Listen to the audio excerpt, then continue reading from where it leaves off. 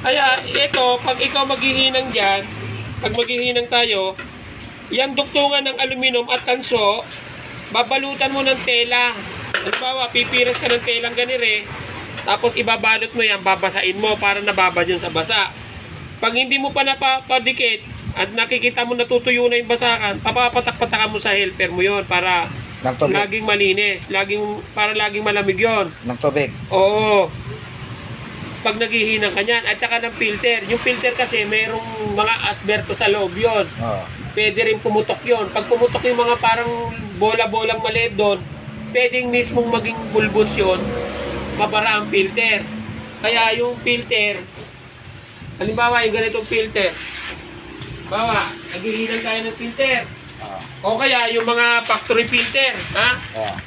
Halimbawa, pag mga factory filter, may mga laman sa loob yan. Okay. Ang mga laman sa loob niya,